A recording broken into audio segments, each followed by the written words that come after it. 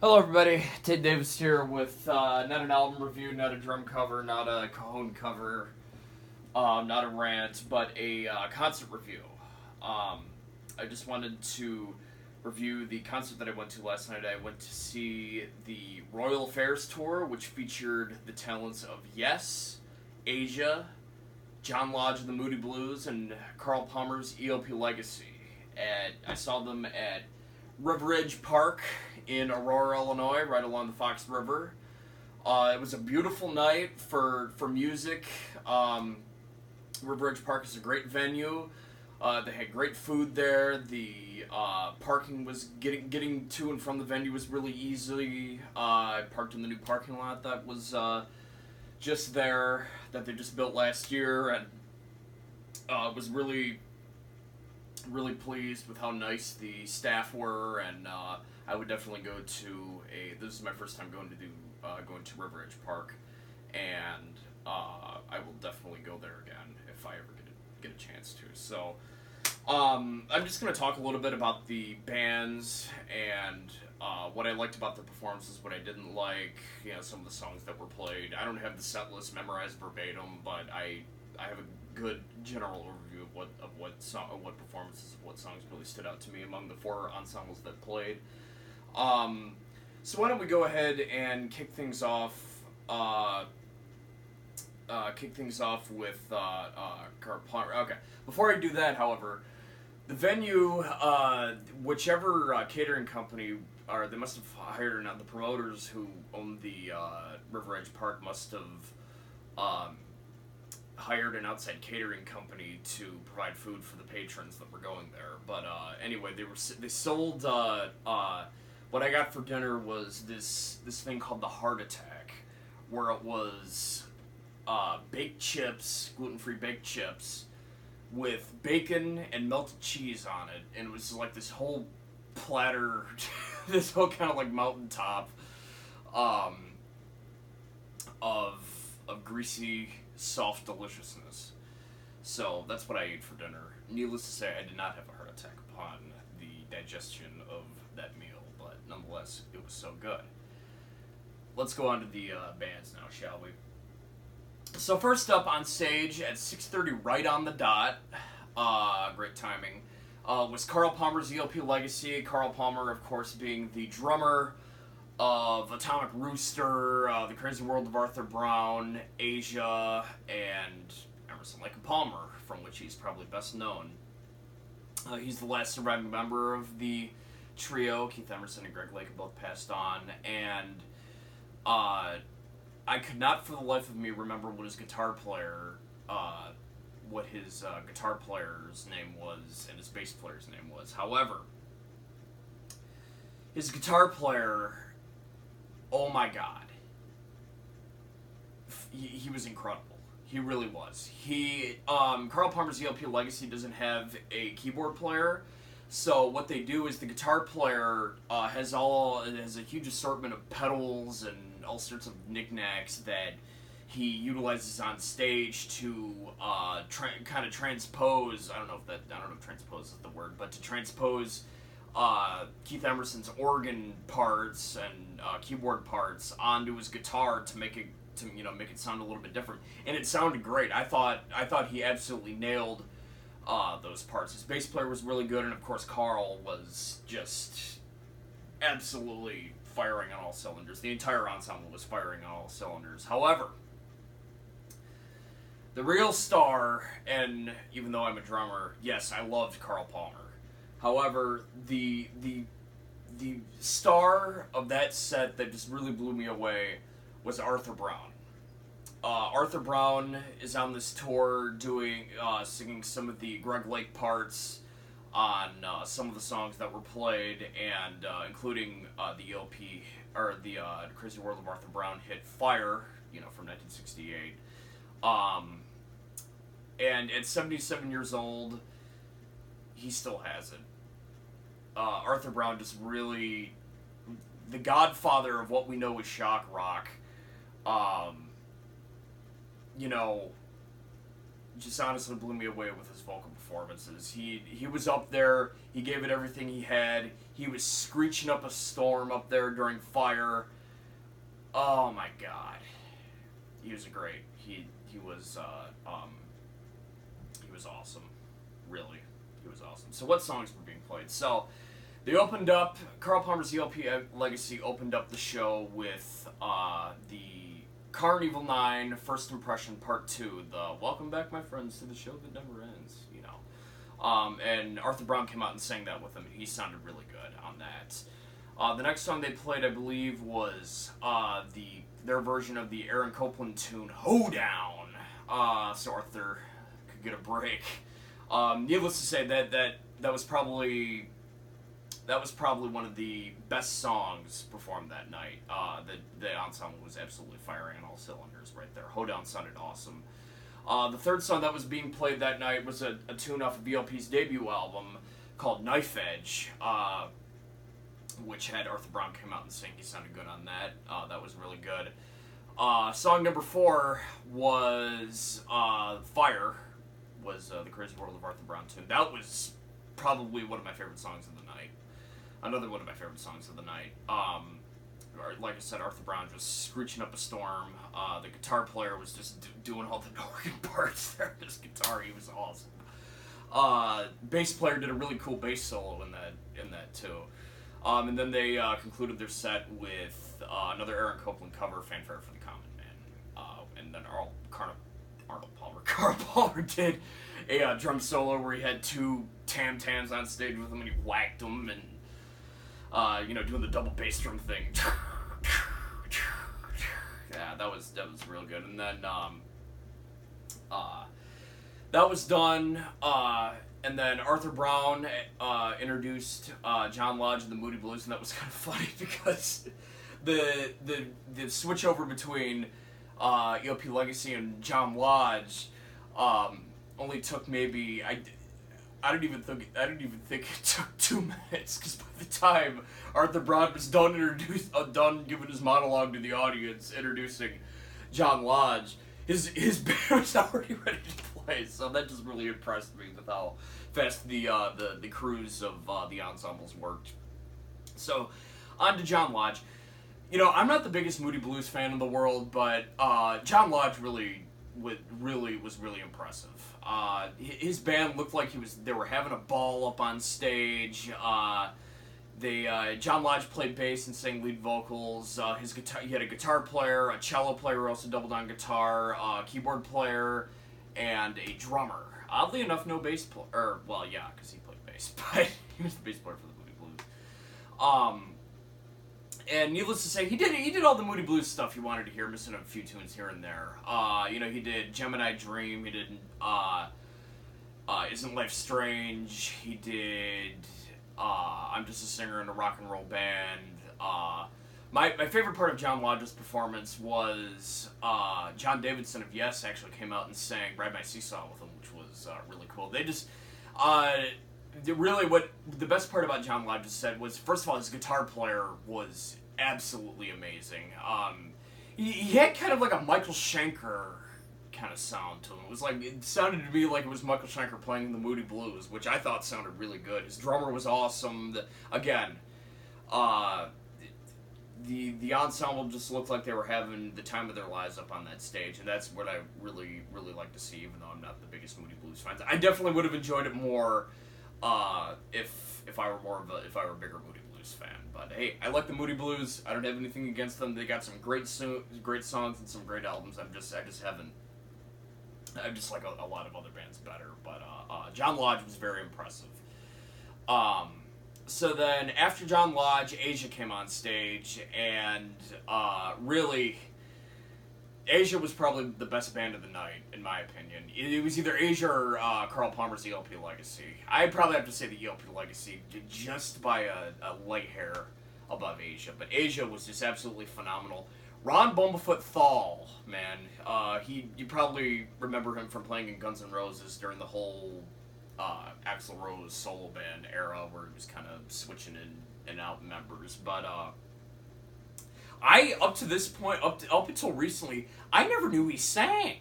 I knew he was a great guitar player, but I just never knew he sang. And Bumblefoot just absolutely, absolutely nailed those Asia tunes. I mean, the Asia songs that were played were mainly from the first two albums, and they opened up with Go, which is probably the most well-known song off the Astra album, which oddly enough didn't have Steve Howe on it, but it had Mandy Mayer, who played with Crocus, playing with the guitar. Steve Howe, by that point, had left. Ron Bumblefoot just did a really good job. He played guitar for the first couple of songs.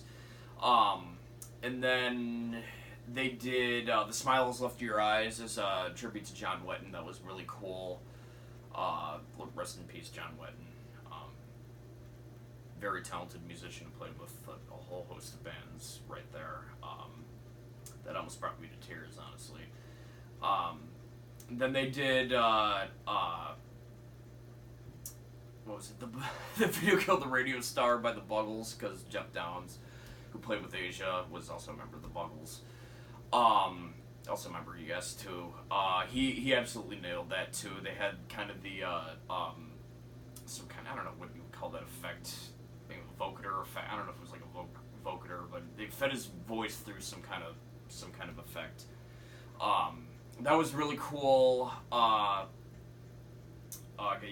Video Killed the Radio Star sounded good. They got a lot of people up dancing. One highlight of the Asia set was them doing Lucky Man as a tribute to Garg Lake. That was really cool. Getting a big crowd of about maybe 3,000 people going, "Oh, what a lucky man he was." So that was awesome. And then after that was done, I believe, was when Steve Howe came out and played the rest of the set with them. All the last 4 or 5 songs were all from Asia's debut album from 1982. So Steve Howe played guitar, Bumblefoot took his guitar off and just sang for the rest of the night, for the rest of the set. Excuse me. And that was an awesome. Steve Howe obviously came out and nailed his guitar parts. They did Wildest Dreams. They did Only Time Will Tell. They did Heat of the Moment, and they did one.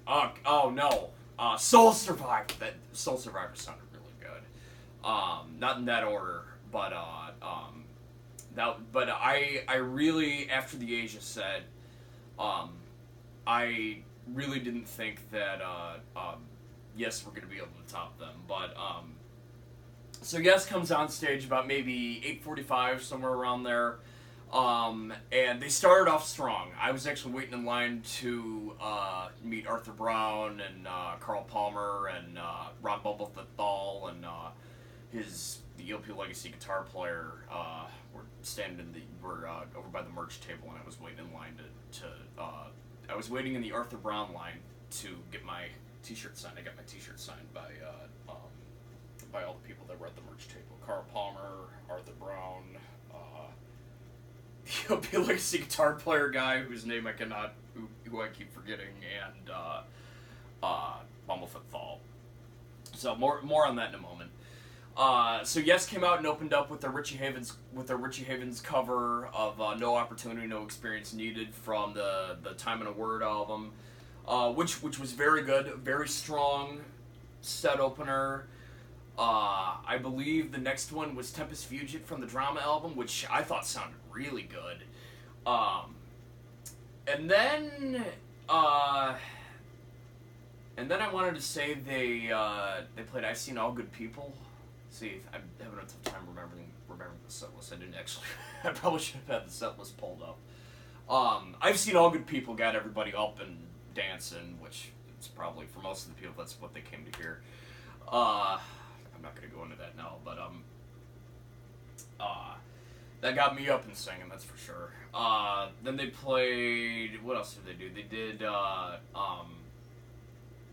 Steve Howe did an acoustic guitar solo type thing. They did Onward, which was a tribute to the late great Chris Squire.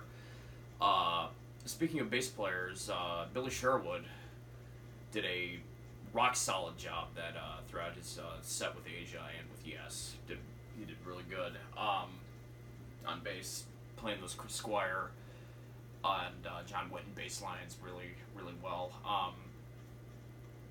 Let's see, what else? I'm sorry, guys. What else did Yes play? They did Siberian Khatru. Siberian Khatru was probably one of the weaker points of the night. It just really sounded underwhelming. I don't know. I like Siberian Khatru a lot. That's probably my favorite song off the Close to the Edge album. I know it only has 3 songs on it, but Siberian Khatru, while it was good, it was just kind of underwhelming, and I don't remember that song getting a huge reaction. And I should also mention that before Yes came on, I felt a little bit bad because this show didn't sell well at all. River Edge Park wasn't even filled to half capacity. It wasn't filled with no more than half capacity. I saw a lot of empty pavilion seats, and a lot of fans started leaving after Asia's set was done because probably they had just had enough, and most of the crowd was old people. But anyway, Siberian Khatru, probably one of the weaker moments of the night. Then they did their cover of Simon and Garfunkel's "America," which was really good. A lot of Steve Howe sounded really good on that. Oh, I also forgot to mention they did the title track of "Going for the One" earlier in their set, which sounded really good. Steve Howe on the slide guitar. Then they brought out Alan White to do their cover of "America," which was 10.5 minutes long. The drummer that they had playing for him, I think his name is Jay Shellen. I might be wrong. Was rock solid. He was really good. But my buddy and I actually ended up leaving after "America" because they played "The Gates of Delirium" as their last song in the set. Earlier in the tour, I saw they had been playing "Rhythm of Love," and I mean, I know Steve Howe wasn't on it because that was in on the Big Generator album with Trevor Rabin playing guitar, and I don't know. This was probably one of the first shows where they dropped that from the set list, but I was kind of looking forward to hearing "Rhythm of Love." I like that tune a lot. Not the biggest fan of the Big Generator album, but I like "Rhythm of Love" is probably one of my more favorite tunes off that album. And I was a little bit disappointed they didn't play it. But "The Gates of Delirium," I never liked that song. "Relayer" is a boring album. So my friend and I just decided to leave. And then I looked at the set list this morning, and I saw they had, after that they closed out their set with "Imagine," covered the John Lennon tune. And they ended their set with "Roundabout," which frankly I probably didn't need to hear again. And then the encore, they ended their set with "Imagine," then the encore was "Roundabout," and then they finished their set with "Starship Trooper," which I was upset that I left early, but that would have meant I had to sit through "Gates of Delirium." I mean, I love Starship Trooper. I love the Yes Starship Trooper. I love the Yes album. I'm sure that sounded really good. But all in all, okay. So while the beginning of the Yes set was happening, I was fortunate enough to get this T-shirt signed, and I briefly met with Arthur Brown, Carl Palmer, the guitar player from the ELP Legacy Band, and Ron Bumblefoot Thal, and I actually said to some pretty humorous exchanges were exchanged. Carl Palmer asked me how old I was, and I told him I was 21, and he said, "Thank you for coming." So that was really cool. And when I went to meet Arthur Brown, I kind of referenced the fact, "I am the god of hellfire," referencing fire, and he's like, "You are? Where are the burn marks?" So that was pretty funny. I complimented the ELP guitar player on how great his guitar playing was, and he was a very modest gentleman. And I told Bumblefoot that John Wetton would have been proud of him, and he would have been proud of him. And said very gracious thank you, and needless to say, it was a great honor getting to meet those guys, musicians that influenced a whole entire generation of us musicians, us high school and college age musicians, and look up to them, and it's really cool getting to meet the people who inspired us. And I actually ran into Ron Thal in the bathroom. I had to go. I really had to go to the bathroom after I got my shirt signed, and I ran into Ron Thal in the bathroom as I was coming out of the stall, and he was over at the urinal, and I didn't go up and talk to him because I didn't want to talk to him while he was taking a piss. You just don't do that. So I just washed my hands and left it. I thought that was kind of funny, but before that, I actually Roger Dean, who is the album cover designer of a lot of the Yes albums, some Uriah Heep albums, Gun, Asia, Gentle Giant, bands like that. He had a tent up there with a lot of his work for sale, and he was signing a lot of stuff, and I didn't have anything for him to sign, so he signed this piece of paper right here. So this was a really, really huge honor getting to meet Roger Dean. When I went up to him, I told him what a big fan of his work I was, and I asked him, and the guy next to me had like a piece of notebook paper or something like that, and I asked him, "Will you sign that piece of paper?" And he looks at me and he goes, "That's not your piece of paper, isn't it?" I apologize about my British accent. And I'm like, "No, it's not." And the guy tore it out and gave it to him, and he signed it, and I wished him a good day. But that was really cool getting to meet him, and needless to say, I left at the right time, beat all the crowds, but overall it was just a great night of wonderful music. And the funny thing is that even though I'm not the biggest fans of any of these bands, I walked out of that night very inspired, and this was truly one of the best shows that I've ever been to. It ranks up there with The Who and AC/DC and Cheap Trick and a lot of the shows that a lot of the bands I've been fortunate enough to get to see in my life. So as far as rankings go, I probably by a leg hair, I would have to put Carl Palmer's ELP Legacy at the top, followed by Asia, followed by John Lodge, followed by Yes. And Yes were really good, but they just had some low points that the other artists didn't seem to have. So, but anyway, that is my review of the Royal Affairs tour. Yes, Asia, John Lodge of the Moody Blues, and Carl Palmer's ELP Legacy. Thank you guys for listening in, and stay tuned for more stuff in the future. And we'll see you guys later. Bye bye.